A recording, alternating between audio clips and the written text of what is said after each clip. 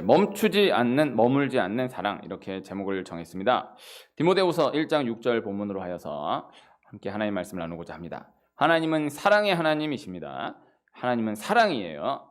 하나님의 사랑을 표현하는 말들이 성경에 참 많지만 그 가운데 가장 중요한 것 중에 하나로 신실하시다라는 표현을 생각해 볼 수가 있을 것입니다. 하나님은 신실하신 하나님이십니다. 신실하신 하나님의 사랑, 변함없는 하나님의 사랑.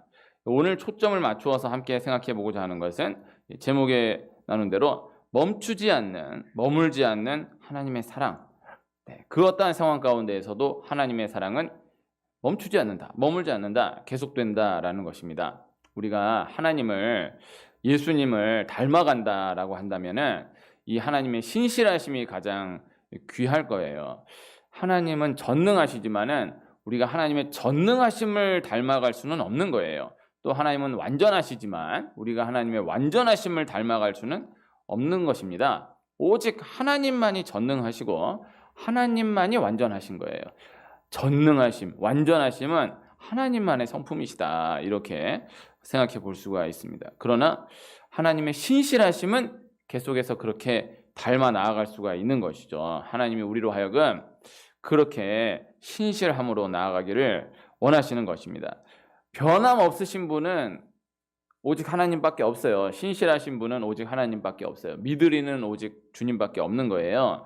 그러나 인격적으로 그 신실하신, 그 변함없으신 하나님의 사랑을 받은 우리가 계속해서 그러한 신실하신 하나님의 모습을 바라보며 닮아 나아가는 것, 그것에 대해서는 그렇게 생각해 볼 수가 있을 것입니다.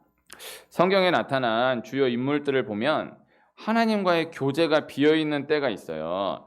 그런 구간이 있어요.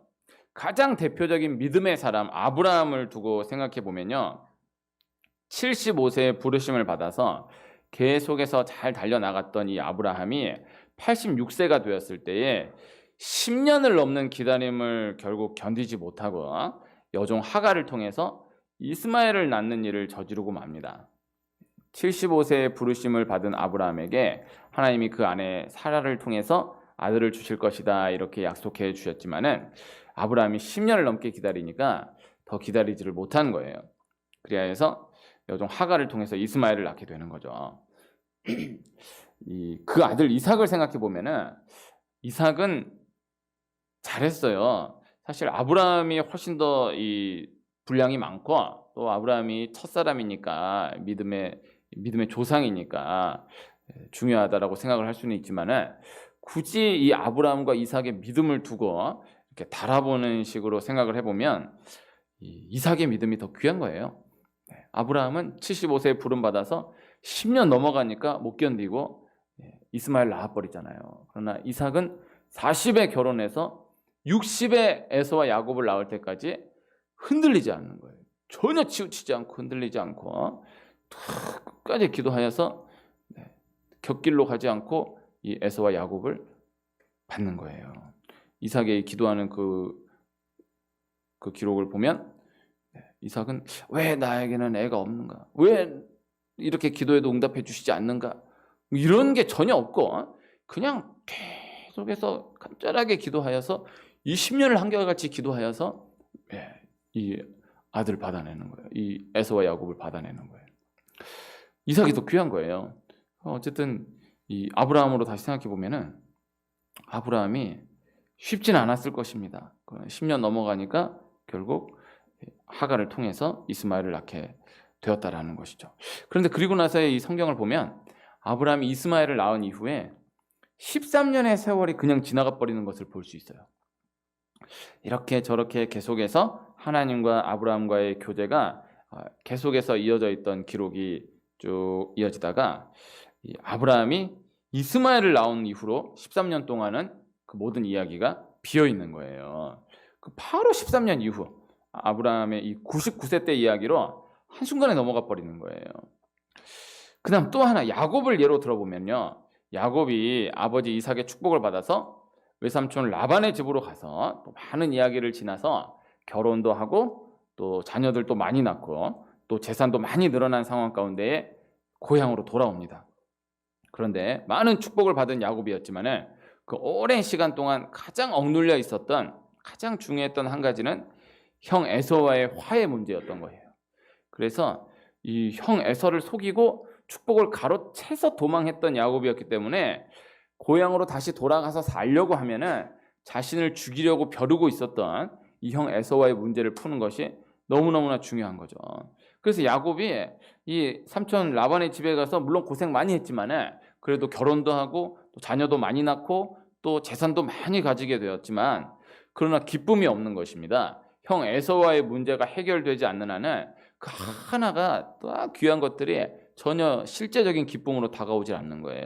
에서하고 화해를 해야 결혼한 기쁨도 누릴 수가 있고 자녀들로 인한 기쁨도 누릴 수가 있고 이 많은 재산을 가지게 된 이 기쁨도 누릴 수가 있는 거예요. 형 에서와의 문제가 해결되지 않는 한 그 모든 것들이 다 모든 복이 기쁨이 되지 않는 거죠. 그래서 야곱이 이 형 에서와의 만남을 앞두고 야복강에서 천사와 씨름하는 일을 통과하게 됩니다. 하나님의 사람, 하나님과 씨름하는 일을 통과하게 되는 거예요. 그리고 밤새 하나님과 씨름한 이후에 그 다음 드디어 형 에서와 만나는 거예요. 놀라운 것은 이 형 에서와의 만남에서 화해가 이루어지는 것입니다. 풀려지는 거예요. 한순간에 풀려지는 거예요. 정말 딱 만나는 순간 죽을 줄로 알았던 이 형과의 만남을 이 천사와의 씨름을 통과하면서 죽을 각오를 하고 탁 정면으로 에서에게 딱 맞닥뜨렸는데 바로 안고 화해를 하는 거예요.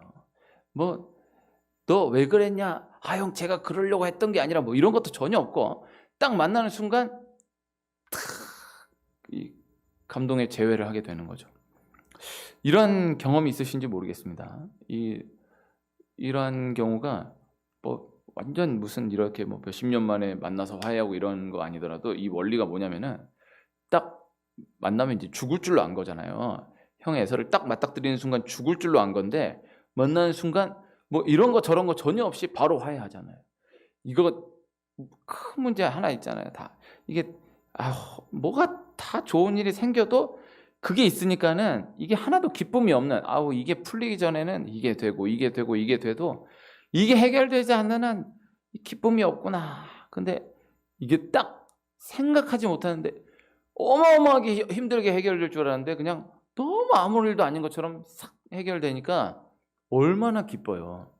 제가 우리 아이 이 동화책을 읽어주는데 그 주인공 애가 오줌을 싸는 거예요. 그 오줌을 싸니까 이걸 부모님께 아빠한테 엄마한테 걸리면 죽는다 이러고 있는데 이게 안 걸리려고 이렇게 저렇게 하는데 걸린 거예요. 근데 아빠가 오줌을 쌌다는 걸 알고 확 혼내려고 그러는데 그럴 줄 알았는데 아빠가 혼을 안 내는 거예요. 바로 혼을 안 내고 오히려 더 따뜻하게 품어주고 큰 선물을 주고. 이게 이해가 돼요? 그래서 걸리면 난 죽는다. 이거만 딱 부딪히면 난 죽는다 했는데 아무것도 아닌 일처럼 팍 풀어져 버리는 거예요. 야곱이 에서와의 만남 이걸 놓고 그게 20년을 넘게 이게 고생하는데 딱 맞닥뜨렸는데 풀어진 거예요. 정말 이 천사와의 씨름을 통해서 그 문제가 근본적으로 풀어진 거예요. 얼마나 귀합니까? 그 오랫동안 힘들어했던 가장 중요한 문제가 한순간 해결되니까요. 그런데 그 다음이 이제 아쉬운 것인데 이 이후에 야곱이 바로 하나님과 약속했던 베델로 바로 올라가지를 않고 세겜에 머물러 버리는 것입니다. 세겜에 잠시 머무는 것이 아니라 세겜에 10년을 넘게 머물러 버리는 거예요. 세겜은 야곱이 하나님과 약속한 땅이 아니에요. 세겜, 베델, 영적인 뜻이 중요해요. 야곱이 베델에서 하나님을 만났어요. 그리고 하나님 돌아오게 하시면 이 베델로 가서 하나님께 예배하겠습니다. 약속했었거든요. 이 가장 큰 문제가 풀렸잖아요. 한순간에 풀어졌잖아요. 그럼 바로 베델로 올라가서 그냥 잘 살면 되는데 근데 야곱이 여기서 세겜에 머무는 것입니다.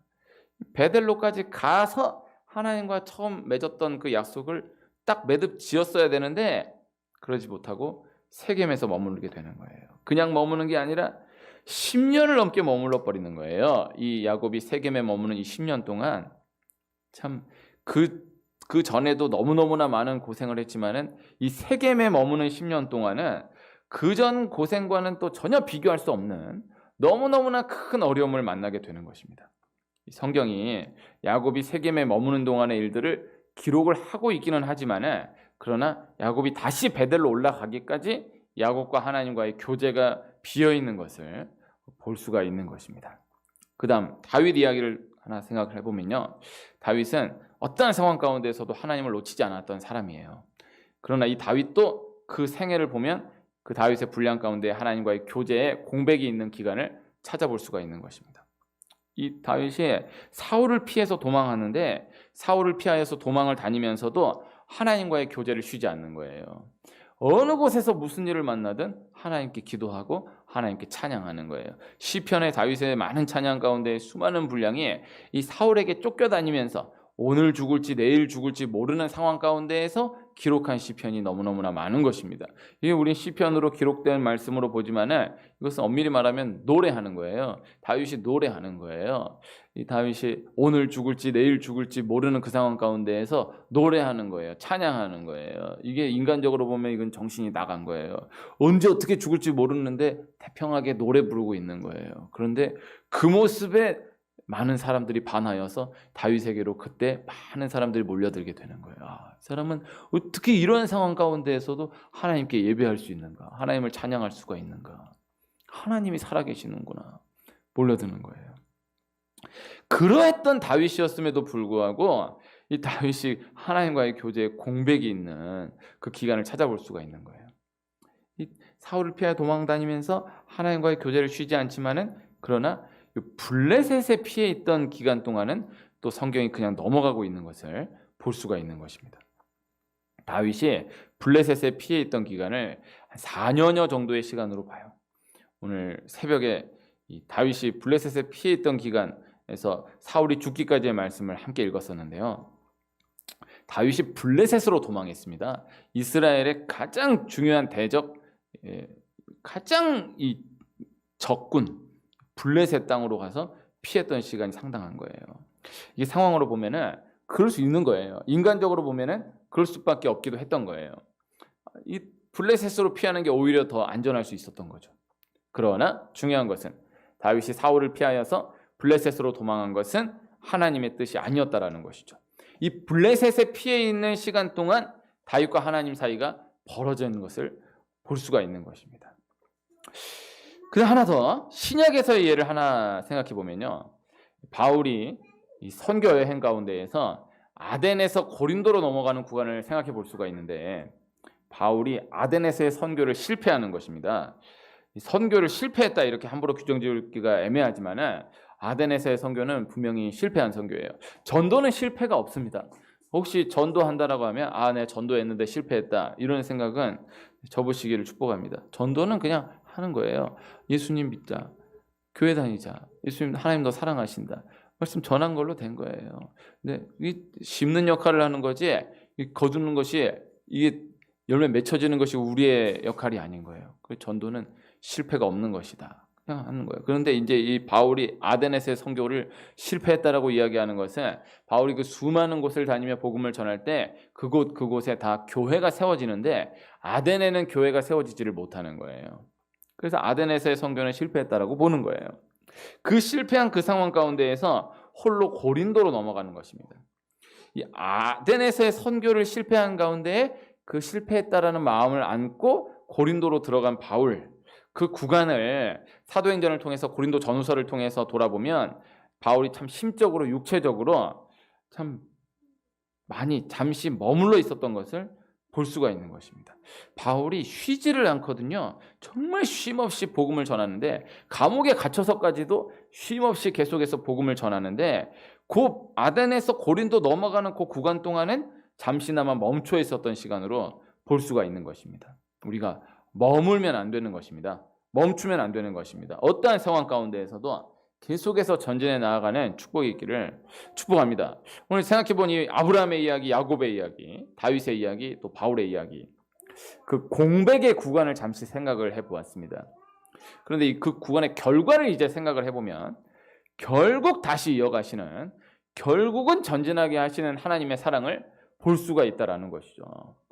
기다리지를 못하고 하나님의 뜻이 아닌 결국 자신의 뜻대로 이스마엘을 낳아버린 이 아브라함에게 하나님 13년 이후에 먼저 다가가서 말씀하시는 거예요. 나는 전능한 하나님이다. 너는 내 앞에서 행하여 완전하라. 하나님 그렇게 말씀하시는 거예요. 그리고 열국의 아버지로 아브라함으로 축복하신 이후에 약속의 아들 이삭을 허락하시는 것입니다. 그래서 그 비어있었던 13년 동안의 그 하나님과의 공백 기간이 마무리됨을 넘어서 그냥 하나님과 다시 교제가 시작된 것을 넘어서 그 기다렸던 아들 이삭을 아내 사라를 통해서 허락받게 되는 거예요. 아까 그 오줌 싸개 이야기를 나누었었는데요. 그 아이가 아빠가 알면 난 죽는다 그랬는데 딱 아빠가 아는 순간에 아빠가 혼을 내는 게 아니라 혼을 안 내는 정도가 아니라 큰 선물을 주는 거예요. 이 아브라함이 이삭을 받는 그 대목을 보면요. 아브라함이 막 하나님 붙들고 막 정말 잘해가지고 드디어 이삭을 선물 받았다가 아니고 이 13년 동안의 공백이 있는 거예요. 이야 하나님께 나 또 애매하고 또 그렇다고 그냥 이스마엘이랑 잘 살고 하기엔 또 이게 힘들고 이러지도 못하고 저러지도 못하고 이게 어정쩡하게 13년 넘어간 그 상황 가운데 하나님이 먼저 나타나셔서 나는 전능한 하나님이다. 너는 내 앞에서 행하여 완전하라 하시고 하나님이 이삭을 허락하시는 것입니다. 뭘 잘해가지고 허락받은 게 아니에요. 이 하나님이 그렇게 역사하시는 것입니다. 그 다음 세겜에 머물렀던 야곱을 생각해 보면 세겜에 머물렀기 때문에 너무나 큰 어려움을 만난 그 전의 어려움과는 또 다른 너무나 큰 어려움을 만난 야곱에게 하나님이 나타나심으로 말씀하시는 것입니다. 베델로 올라가라. 하나님 그렇게 말씀하시는 거예요. 그 야곱이 베델로 올라가는 거예요. 그리고 오래전 그 약속을 지키게 되는 것이죠. 하나님과의 이야기를 다시 시작해 나아가는 것입니다. 이전과는 전혀 다른 야곱이 아닌 이스라엘로서의 삶을 새로 시작하게 되었다라는 것이죠. 야곱은 가장 중요한 이야기가 야복강에서 천사와 씨름한 이야기예요. 그런데 야곱을 인생을 두 토막으로 딱 나눈다라고 한다면요. 베델로 올라가기 전과 베델로 올라간 이후로 볼 수 있는 거예요. 이 베델로 올라가면서 이 야곱이 이스라엘로서의 새로운 삶을 시작하게 되었다라는 것이죠. 베델로 올라가는 것이 자기 의지를 가지고 올라간 것이 아닙니다. 내가 생각해서 딱 올라간 것이 아니고 하나님이 야곱에게 베델로 올라가라 말씀해 주시는 거예요.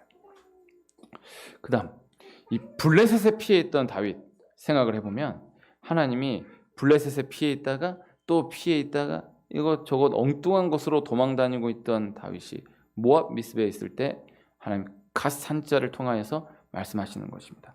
유다 땅으로 들어가라. 단순하게 말씀하시는 거예요. 유다 땅으로 들어가라. 하나님 갓 선지자를 통해서 다윗에게 말씀하십니다. 다윗이 갓 선지자를 통해서 주어지는 그 하나님의 말씀을 받아들이는 거예요. 순종하는 거예요. 그리고 어려움을 정면으로 맞서는 거예요. 하나님과의 이야기를 그대로 다시 이어가는 거죠. 갓 선지자가 나타난 그 장면을 생각해 보면요. 이게 너무너무 신기하게 어디서 어떻게 갑자기 튀어나오는지를 모를 갓 선지자가 튀어나와가지고 유다 땅으로 들어가라 이렇게 이야기하는 것을 볼 수 있어요. 이 귀한 것입니다. 저 개인적으로 갓 선지자의 역할을 내가 감당한 거다. 나 혼자 그렇게 생각하는 때가 몇 번 있었습니다. 네. 이 길에서 만나가지고 그냥 생전 처음 보는데 교회 다니세요? 교회 안 다니는데요. 가보신 적도 없나요? 제가 사실 권사인데 교회를 안 간 지가 30년이 다 돼갑니다. 교회 가셔야죠. 교회 가셔야죠 하면서 우리 교회 한번 갔다 가시죠 해가지고 그 자리에서 손잡고 우리 교회 가가지고 아주 간단한 예배 드리고 그렇게 헤어진 몇 번 있어요. 정말 전도를 멋있게 전도한 게 아니라 진짜 뭐라 표현하기가 애매한데 정말 주소다시피 해가지고 이렇게 끌고 가가지고 이렇게 와서 예배 한번 드리고 헤어지고 이런 사람들이 있어요. 몇 번 있었어요. 그게 처음이자 마지막 만남이었던 분도 있고, 근데 그 처음이자 마지막 만남이었는데도 너무나 이 깊은 얘기가 다뤄진 그 경험이 있어요. 그리고 뭐 그분이 이제 다시 교회를 나와서 우리 교회를 잘 다녔으면 참 좋았겠지만은 그 헤어져서 다른 교회로 가겠습니다. 저는 제가 원래 있었던 교회로 가겠습니다. 아니면 어느 큰 교회로 가겠습니다. 그것도 귀한 거 아닙니까? 네, 저는 귀하다고 생각합니다. 네, 가스 선지자 어디서 갑자기 튀어나와가지고 유다 땅으로 들어가라. 다윗이 유다 땅으로 들어가는 거예요. 제가 지난주에 이 장안일동 주민센터 공무원들하고 그 주민 몇 분하고 같이 식사를 했는데요. 그 우리 100만 원 이제 떠나면서 한 번 더 이렇게 드렸잖아요. 그걸 또 굳이 그걸 뭘 전달식을 해야 된대요. 그걸 하고 이제 같이 밥을 먹는데 한 10명 가까이 넘게 같이 먹었어요, 밥을. 그러면 안 되잖아요. 그 공무원들인데. 네? 참 이러면 안 되는 거 아닐까? 뭐 내가 먼저 나서서 그렇게 얘기할 것도 아니고. 네. 아니 우리 지지난주에 밥 먹는데 네? 이 애들하고 그 은찬이 친구 율서하고 같이 밥을 먹으려고 하니까는 5명이 되니까는 안 된다는 거예요. 그래가지고 아내하고 애들 둘이 먼저 들어가서 앉아 있고 그 다음에 율서하고 엄마 집사님하고 이렇게 그 다음에 조금 간격 두고 들어가서 따로 앉으려고 그랬는데 애들이 거기서 이렇게 하는 바람에 아는 사이예요? 안 돼요. 그래가지고 같이 밥 못 먹었단 말이에요. 그때. 그러니까 완전 한 테이블도 아니고 같은 식당에서 밥을 못 먹었단 말이에요. 어마어마 여기가 엄격하고 장안동이 좀 안 엄격한 건지 뭐 어떤지는 모르겠지만 내가 가서 그렇게 10명 들어가가지고 4명 앉고 4명 앉고 이래가지고 이렇게 같이 식사를 했어요. 뭐 어쨌든 근데 그분들이 세상에 교회 다니는 사람 한 명도 없는 거예요. 그런데 저 얘기하면서 목사님이랑 처음 얘기해 봅니다. 그러니까 목사라는 직업을 가진 사람이랑 처음 얘기해 봤다 이거예요. 그리고 목사님이랑 진짜 오랜만에 이야기해 봅니다. 그러니까 목사라는 직업을 가진 사람과 이야기해 봅니다. 그러니까 한 분은 저를 붙잡고 자기 딸이 나이가 40인데 목사님이면은 아무래도 좋은 사람들만 계속 만나지 않겠습니까? 저희 딸 좀 해결해 달라고. 교회를 다니시냐고 안 다니는데 그러나 해주시면 교회를 다닐 수 있다고. 그게 이게 지나가는 얘기로 얘기하기에는 20-30분을 나를 붙잡고 그렇게 계속 얘기하는 이게 마음에 또 짐이 있어요. 하여튼 얘가 가기 전에는 내가 이거 안 된다 그래가지고 절박한 거예요. 근데 참 마음이 아프더라고요. 아무튼 귀하다라고 생각을 했습니다. 어쨌든 뭐 그렇게 해서 교회 나가시면 좋습니다. 네. 이게 요새 만나면 다 교회 욕인데 그래도 어쨌든 뭐 좋게 해가지고 만나고 그렇게 한번 하는 것도 네, 괜찮은 거 아니겠어요? 어쨌든 이 다윗이 갓선지자하고 계속 이렇게 왕래를 하고 있었던 게 아닌데 정말 뭐 인간적으로는 우연이라고밖에 말할 수 없는 갓선지자 갑자기 튀어나와가지고 유다 땅으로 들어가라 그랬는데 다윗이 그 말을 순종하고 유다 땅으로 들어가요. 그렇게 해서 하나님과의 이야기를 다시 이어가는 거예요. 이 바울 이야기로 돌아가서 아덴에서 실패한 다음에 고린도에 머물렀던 바울에게 하나님이 브리스길라와 아굴라의 만남을 허락하시는 거예요. 이 바울이 브리스길라와 아굴라를 만나게 되면서 다시 힘을 내는 거예요. 완전히 깔아앉아가지고 이렇게 실패했다는 그 마음을 끌어안고 푹 풀어져 있던 바울이 브리스길라와 아굴라를 만나면서 다시 힘을 내고 소생하고 다시 시작하게 되는 거예요. 그리고 가장 많은 열매를 거두었던 고린도에서의 사역을 다시 이어가게 되었다라는 것이죠. 아브라함이 이스마엘을 낳지 않았다라고 했다면 좋았을 것입니다. 조금 더 신실하게 끝까지 흔들리지 않고 계속해서 기다림으로 전진했다라고 하면은 참 좋았을 거예요. 야곱이 형 에서와의 만남이 탁 해결된 다음에 화해가 된 다음에 세겜에 머물지 않고 곧바로 베델로 올라갔다라고 했다면 참 좋았을 거예요. 다윗이 물론 비록 힘들었겠지만은 그래도 블레셋으로는 피하지 않고 하나님 허락하신 그 영역을 떠나지 않고 하나님 믿고 끝까지 견뎌 나갔다라고 한다면 그렇게 했다라고 했으면 참 좋았을 것입니다. 바울이 아덴으로 들어가면서도 계속해서 그저 십자가만을 전하고 또 고린도에 들어서서도 멈추지 않고 곧바로 계속해서 사역을 이어갔다라고 하면은 참 좋았을 것인데 그러나 중요한 것은 하나님이 이어가셨다라는 것입니다. 하나님이 하나님의 이야기를 계속해서 써 내려가셨다라는 거예요. 우리가 머물면 안 되는 것입니다. 그러나 머물게 되는 때가 또 있는 거예요. 멈추면 안 되는 것입니다. 그러나 멈추게 되는 때가 있는 것입니다. 그러나 중요한 것은 하나님의 사랑이 머물지 않는다라는 것, 하나님의 사랑이 멈추지 않는다라는 것, 그것이 중요하다라는 것이죠. 계속해 가는 것, 멈추지 않는 것, 머물지 않는 것이 귀한 거예요. 이것이 영적으로도 가장 귀하고 또 실제적으로도 가장 무서운 거예요. 새벽에 나누었던 이야기인데 제가 한의사를 하는 친구가 이야기해 준 거예요. 제가 한의사 하는 친구가 교회 안 다니는 친구인데 이번에 교회 성전 이전했다고 화환을 보내줬어요. 네, 참 감사한 일이 아닐 수 없어요. 네, 교회도 안 다니면서 뭐 교회 용어를 나름대로 궁리해가지고 저렇게 축복합니다 써준 게 참 감사하고 영적으로는 표현하기 좀 애매하지만 기특하고 네, 그래도 교회에다 화환을 보내줬다는 게 귀한 거 아닙니까? 이 친구랑 지난주에 함께 술을 마시는데 저는 술을 안 마셨고 네, 이 친구랑 또 다른 친구하고 술자리에서 이야기를 나누는데 이 또 다른 친구 하나가 술을 마시면서 고민이 많은 거예요. 이 친구는 기자 출신으로 사업을 시작한 친구인데 기자를 하면서 술을 너무 많이 마신 거예요. 근데 술을 안 마시면은 기자 일을 할 수가 없다라는 거예요. 그 제가 만났던 알코올 중독자 얘기들을 좀 해줬어요. 그러려고 했던 건 아닌데 이 얘기를 듣더니 너무너무 진지하게 들으면서 막 무서워하는 거예요. 근데 이제 그때 한의사 하는 친구가 이렇게 얘기하더라고요. 술은 얼마나 많이 마시는가 보다 얼마나 자주 마시는가가 더 중요하다.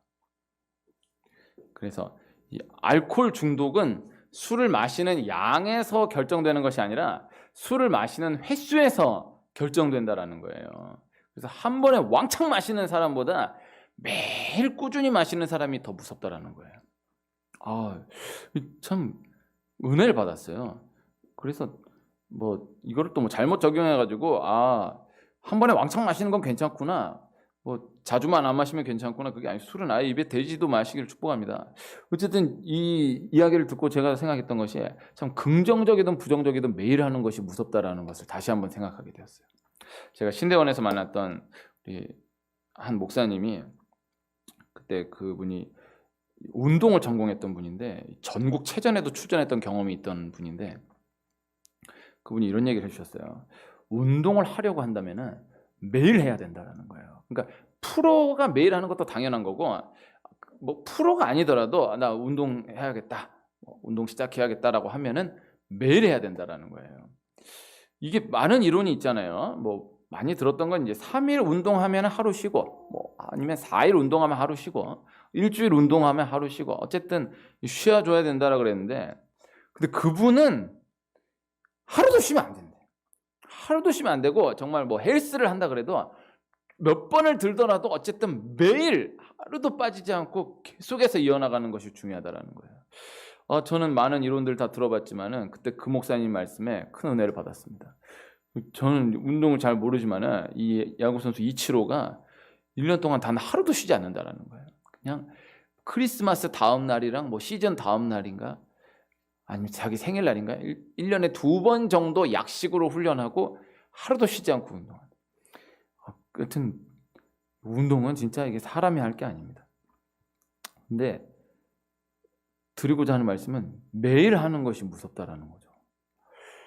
어제 새벽 호세아 말씀 마무리하면서 이슬의 축복 말씀을 함께 했었는데 이슬은 아무것도 아니잖아요. 이게 내린 건지 안 내린 건지 전혀 알 수 없는 시간 지나면 다 사라져버리는 너무 적은 양의 물인데 그러나 이 이슬이 매일 내리면서 이슬이 없는 애굽과는 전혀 다르게 이 이슬이 매일 내리는 이스라엘에는 생명이 일어나는 거예요.